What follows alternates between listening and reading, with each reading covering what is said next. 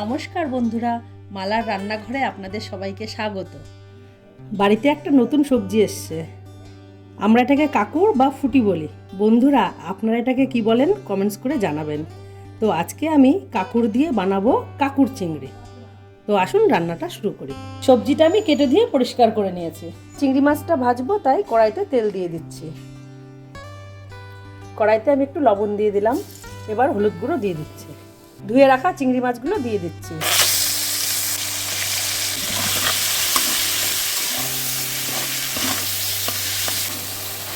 চিংড়ি মাছগুলো ভাজা হয়ে গেছে, এবার তুলে নেব।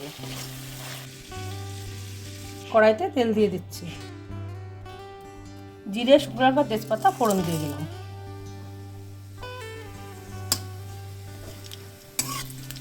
এবার সবজিটা ঢেলে দিচ্ছি।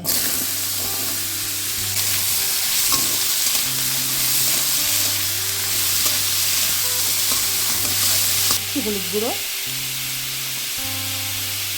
আর একটু লবণ, একটা চেরা কাঁচা লঙ্কা,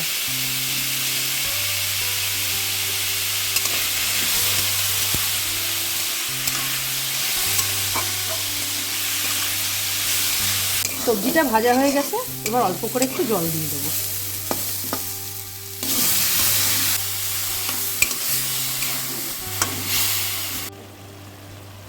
এবার ভেজে রাখা চিংড়ি মাছগুলো দিয়ে দিচ্ছি।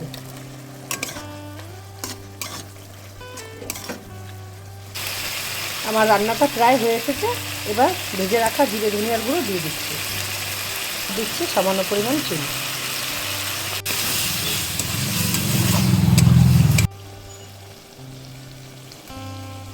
রান্নাটা হয়ে এসছে, তেল ছেড়েছে, আমার কাকুর চিংড়ি রান্না রেডি। এবার নামিয়ে নেব। আপনারাও বাড়িতে এইভাবে বানিয়ে খাবেন, আশা করি ভালো লাগবে। আজ তবে আসি, দেখা হচ্ছে পরের ভিডিওতে।